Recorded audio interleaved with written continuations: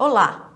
A exploração e a exposição precoce de crianças ou adolescentes a conteúdos e comportamentos de adultos, principalmente na internet, virou um assunto nacional e um projeto de lei que foi aprovado pelo Congresso para a proteção delas nos meios digitais.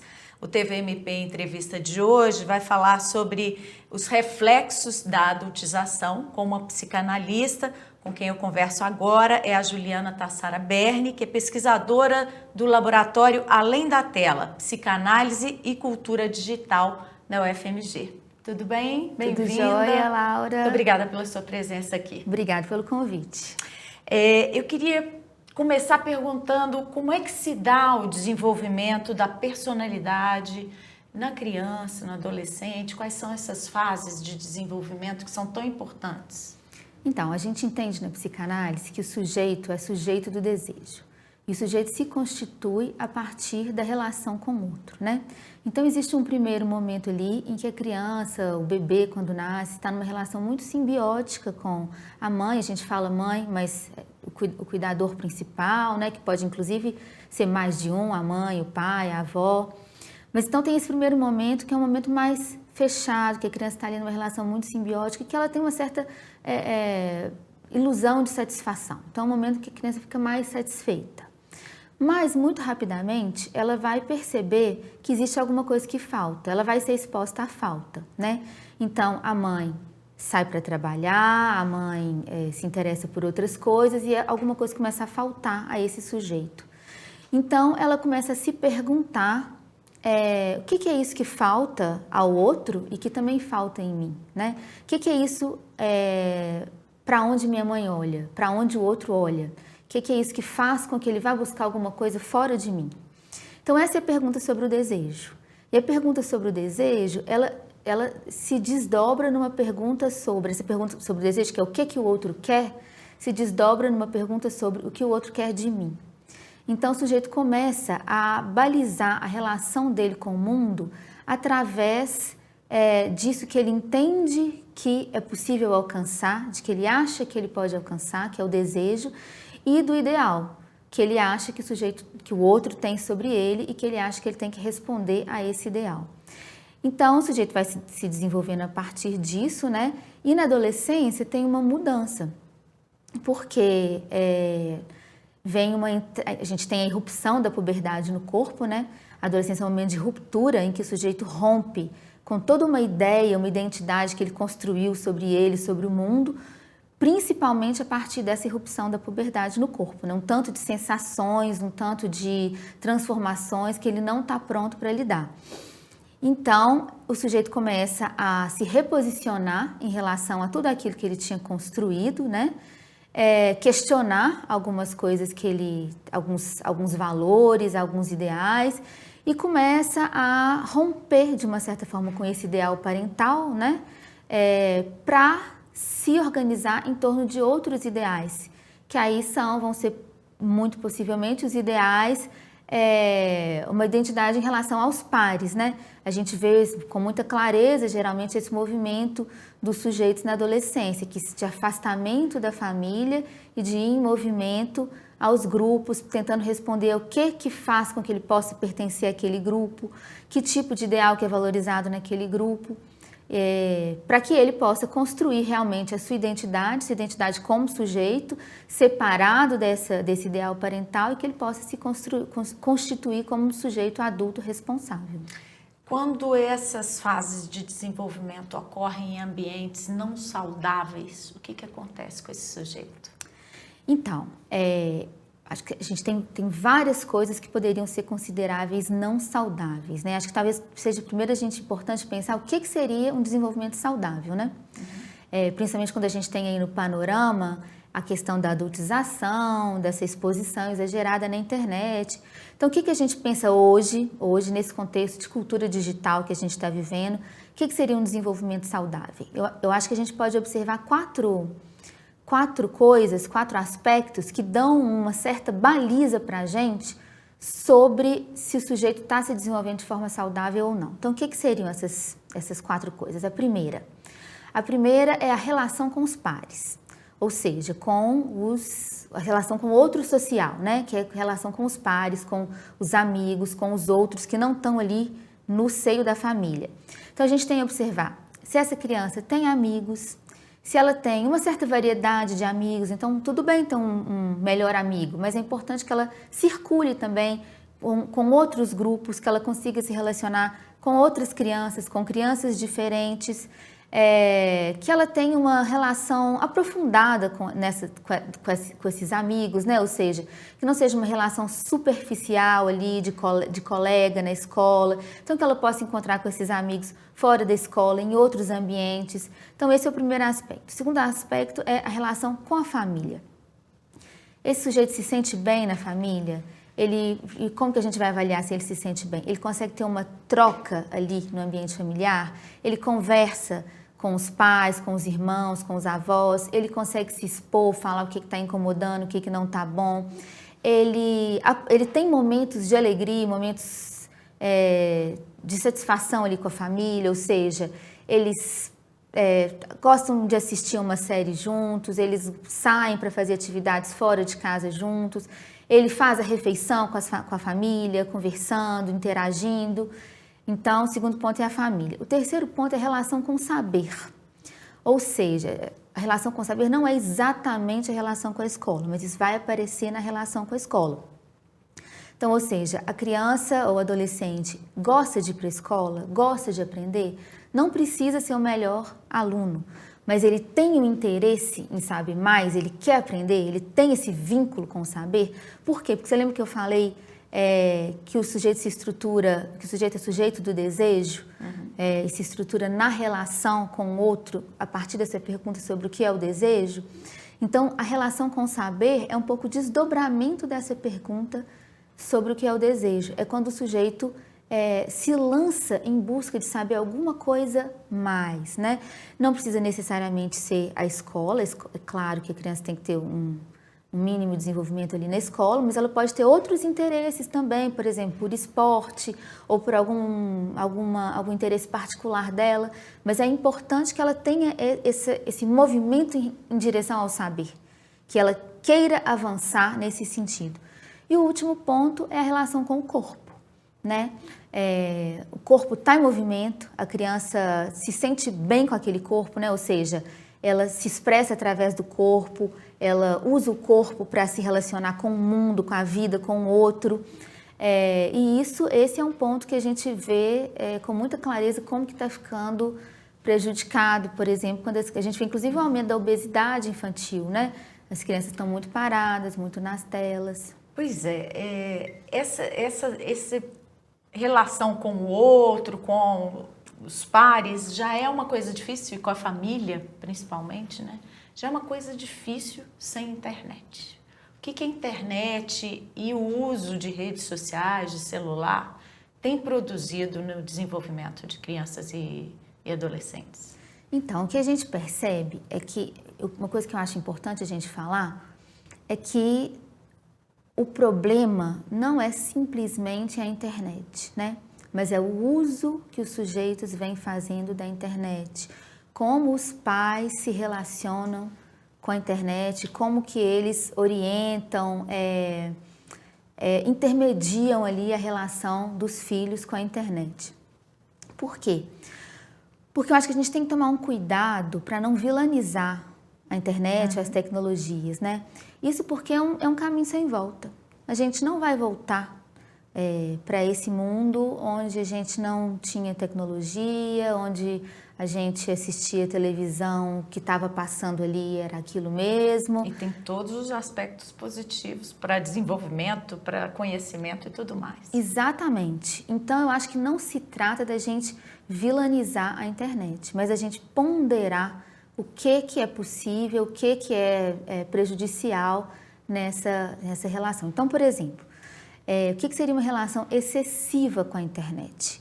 Eu acho que não tem tanto a ver com o tempo. As pessoas sempre vão direto no tempo, né? Quanto tempo de tela pode usar? Quanto tempo de tela que eu posso deixar meu filho ou minha filha usar por dia? Então, existem sim algumas orientações da Sociedade Brasileira de Pediatria sobre isso, mas eu acho que muito mais do que pensar sobre o tempo que a criança ou adolescente está passando na internet é pensar o que ela está fazendo ali na internet, né? Então, primeiro, ver se os aplicativos que ela usa são adequados para aquela idade, né? E, ainda assim, se forem, acompanhar um pouco que tipo de conteúdo que ela está olhando ali e tomar um certo cuidado com os valores que são transmitidos não pela internet, né? Mas por essa cultura midiática que a gente tem hoje. Porque o que a gente vê é que tem alguns valores, assim, que são muito imediatistas, consumistas, valorizando muito a performance, né? Então, eu acho que é importante que os pais estejam atentos a que tipo de uso que a criança está fazendo, né? Porque o problema não é a internet. A internet tem coisas muito ricas e interessantes. O problema é o tipo de uso que é feito, né? Como que o sujeito se relaciona e, principalmente, o que ele está deixando de fazer. Bom, por enquanto a gente está falando de uso da internet para consumir conteúdos. Mas e quando a criança passa a ser o conteúdo, né? Quando ela é exposta por pais ou responsáveis e acaba sendo até explorada economicamente? Então, eu acho que esse assunto veio à tona a partir da viralização do vídeo do Felca, né? Então, e é muito importante que isso tenha vindo à tona, mas eu acho que ele traz exemplos e casos que são extravagantes, né? Casos extremos de exploração. De abuso, exploração sexual mesmo. Exatamente. Então, é um caso de abuso, de exploração sexual e monetização de crianças e adolescentes, que é muito grave, que qualquer pessoa que veja vai condenar e perceber que aquilo está errado. Mas isso acontece no dia a dia, do cotidiano das famílias, né? E a gente vê muitas mães e pais que postam diariamente fotos dos seus filhos e filhas na internet. Que são abusos, casos de abuso mesmo, sexual, exploração sexual, né? Isso, mas a gente vê, então esses casos são muito graves, são casos extravagantes, em que qualquer pessoa que veja isso vai condenar, vai perceber que é um abuso, que tem um excesso aí, mas a gente, no cotidiano das nossas vidas, qualquer pessoa, né? Então, assim, é muito comum que a gente veja pais e mães expondo os próprios filhos na internet, frequentemente, às vezes diariamente, às vezes ainda bebês, as crianças estão sendo expostas pelos próprios pais. Para a gente ter uma ideia de tanto que isso é preocupante especialmente no Brasil. Hoje no Brasil, as crianças, cerca de 60% das crianças de 9 e 10 anos têm um perfil próprio nas redes sociais.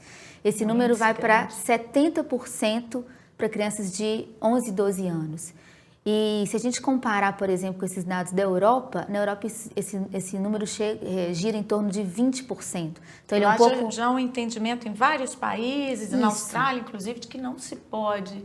Né? Criança, adolescente, até 16 anos não pode ter rede social.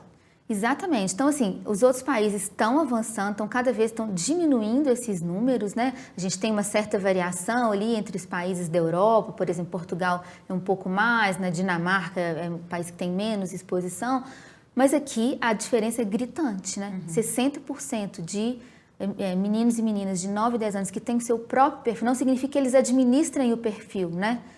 Que é ainda um pouco estranho. Você vê, o próprio pai ou mãe gerencia aquele perfil e é 60% das crianças. Muitas vezes é só por likes, né? Para dar visibilidade ao que a família faz, ao que a criança faz, mas na maioria das vezes é por retorno econômico, né? Sim, muitas vezes é por retorno econômico ou... Às vezes os pais têm uma certa ilusão de que vão ter um retorno econômico, né? A gente vê os youtubers crianças, como que eles muitas vezes têm um retorno financeiro realmente, e aí muitos pais fazem isso por um retorno econômico, mas não necessariamente. Isso não é necessariamente. De trabalho infantil, Isso né? É trabalho infantil. Né? Isso é trabalho infantil e é produz? Importante que a gente saiba que isso é um trabalho infantil. Inclusive, isso justifica que a gente não siga esses perfis na internet, porque é um trabalho infantil. E o que isso produz no desenvolvimento da criança? Então, aí é que tá. A infância é uma fase que precisa ser protegida. Isso é mais ou menos intuitivo para a gente, né? É claro que a gente não sai com o bebê para o shopping no primeiro mês de vida. A gente vai protegendo as crianças e à medida que elas vão crescendo, a gente vai expondo elas cada vez mais ao mundo, né? Então a criança começa ali a crescer ali no âmbito familiar, ela frequenta as festas familiares, ela começa a ir no parquinho, na pracinha, na casa de um amigo, mais tarde talvez no shopping, e vai para a escola. A escola tem uma função muito importante nesse desenvolvimento, né? Porque a escola não é exatamente o mundo, mas a escola promove uma transição da criança entre a família e o mundo, né? A criança não sai sozinha na rua, mas ela fica sozinha na escola. E ali na escola, ela vai se relacionar com outras pessoas que têm personalidades diferentes, valores diferentes. Então, essa abertura para o mundo, ela é feita gradualmente. A criança sai do seio familiar onde ela é mais protegida e vai indo cada vez mais para o mundo. Acontece que a internet é o mundo. E quando a gente coloca uma foto de uma criança nossa com 1 ano, 2 anos, 5 anos na internet, a gente está colocando essa criança no mundo. Só que talvez a gente não perceba que a gente está fazendo isso. Porque a gente está ali na nossa casa, a foto está circulando ali no seu celular, ali, muitas vezes, mesmo que o perfil seja fechado, né? Ou seja, quem vai ver a foto ali daquela criança são os amigos da mãe, do pai, os familiares. Ainda assim, é uma exposição. E isso, do ponto de vista subjetivo, isso se transmite para a criança. Então, se a criança é desprotegida, ela se apoia no adulto para se sentir amparada, para se desenvolver, para se haver ali com todas as inseguranças, angústias do desenvolvimento, que são próprias do desenvolvimento, uma vez que essa criança percebe e ela sente isso, mesmo que a gente não fale, que ela está sendo exposta, isso começa a abalar a segurança emocional dessa criança. Então começa a ser uma relação com o mundo muito mais frágil. E o que isso tem trazido de trauma para essas crianças e adolescentes? O que você tem observado no laboratório? Bom, o que a gente tem observado é que as crianças e adolescentes estão cada vez mais frágeis, né? Talvez seja importante para a gente falar de trauma, do que isso traz de trauma, explicar um pouquinho o que é o trauma, né? O trauma é um acontecimento, algum evento que acontece na vida do sujeito e que não consegue elaborar, que ele não consegue simbolizar. O que é simbolizar? Simbolizar é transformar aquilo em palavra, transformar aquilo em narrativa, para que aquilo passe a fazer parte da vida dele e que ele consiga construir alguma coisa a partir disso.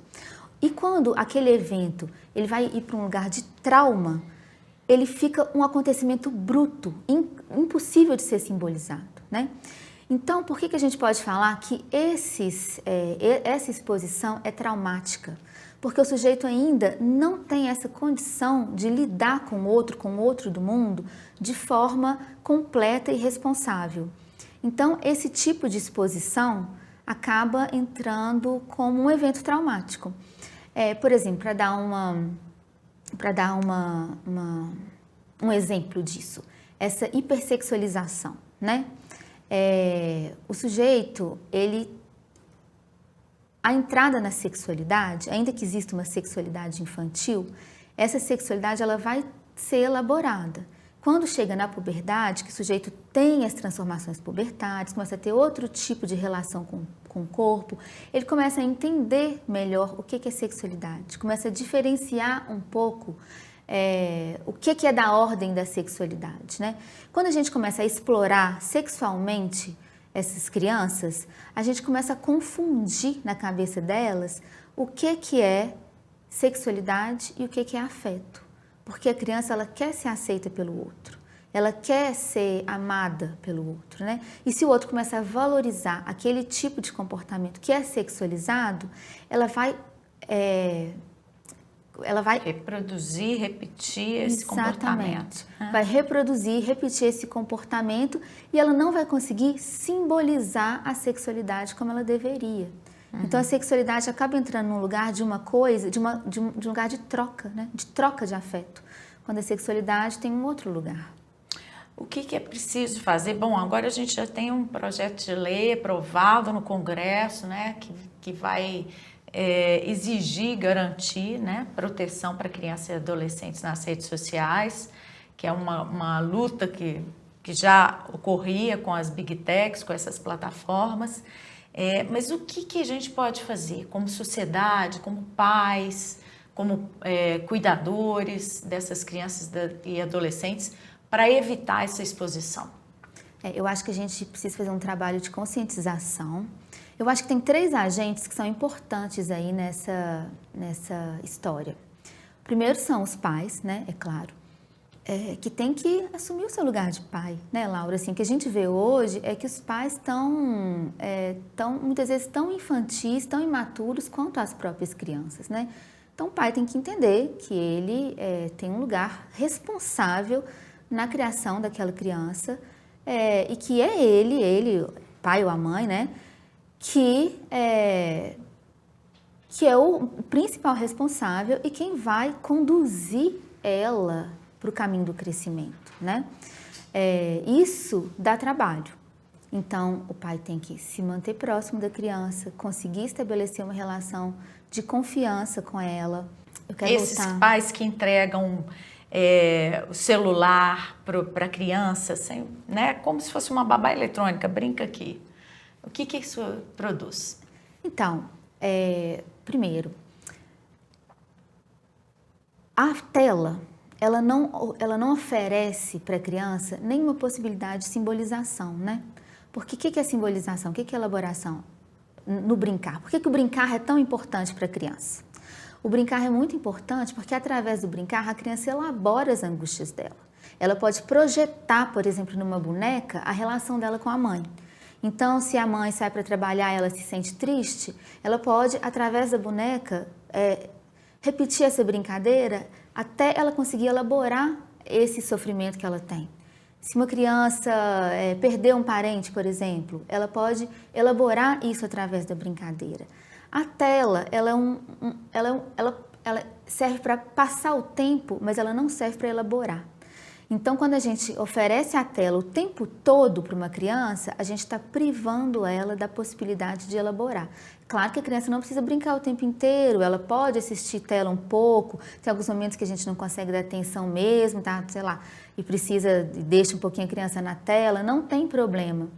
Mas os pais têm que ficar de olho se essa criança está tendo a oportunidade de elaborar as angústias delas, de estabelecer relação com o outro, estabelecer uma relação sólida com a família, e isso passa pelo adulto, né? O adulto tem que supervisionar ali, tem que ficar de olho, aí vem todos os aplicativos de controle parental que os pais podem usar, mas também faça um alerta assim, para os pais saberem que controle parental não é uma coisa mágica, a gente não instala controle parental no celular do filho, adolescente, ou no iPad, no tablet da criança. E está resolvido. E está resolvido, né? Controle parental é uma coisa que tem sempre que ser reavaliada, né? Mesmo com o controle parental, a gente tem que ficar ali de olho, vendo o que a criança está assistindo, o que ela está deixando de assistir. E conversar também, né? Sobre o que é exibido ali, o que é acessado. Exatamente. Tem algumas coisas que são conversas possíveis da gente ter, até com uma criança de 3 anos.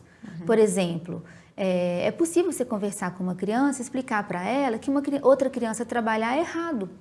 Então, que esse conteúdo, por exemplo, que é produzido por crianças, ou youtubers mirins, por exemplo, que na nossa casa a gente não vai assistir. Porque a gente não concorda que crianças trabalhem, né? Então, são alguns acordos que a gente pode ir fazendo com a criança, explicando para ela, mostrando que são cientistas que estão pesquisando isso, que os cientistas, né, que os pesquisadores estão mostrando os malefícios que isso traz. Fazer uma seleção do tipo de conteúdo que a criança assiste, por exemplo, desenhos de baixo estímulo, que são menos nocivos. Na adolescência, é importante conversar com criança, ver com o adolescente, com o tipo de acesso, ver o tipo de acesso que ele está tendo, tentar, inclusive, assistir alguns conteúdos junto, né? Por exemplo, quando a gente assiste uma série com o nosso filho, a gente tem a oportunidade de conversar com ele depois sobre aquilo. Quando a gente assiste um vídeo com ele, a gente pode fazer uma reflexão junto. O que você achou disso? O que você gostou? O que você não gostou? Você viu alguma coisa de errado aí? O que você sentiria se isso acontecesse com você? É uma conversa, assim, que colocando esses termos pode parecer uma conversa muito formal, mas que isso pode ser uma conversa fácil, agradável e que vai fazer com que esse relacionamento do sujeito com as telas seja um pouco mais suave e mais autônomo. Ok. Muito obrigada pela sua presença aqui, pela entrevista. Eu que agradeço, Laura. Obrigada. A você que está nos assistindo, confira os outros programas da TV MP neste nosso canal, mpmg.oficial no YouTube. Acompanhe sempre as notícias do Ministério Público de Minas pelo nosso site e pelas redes sociais da internet. Até!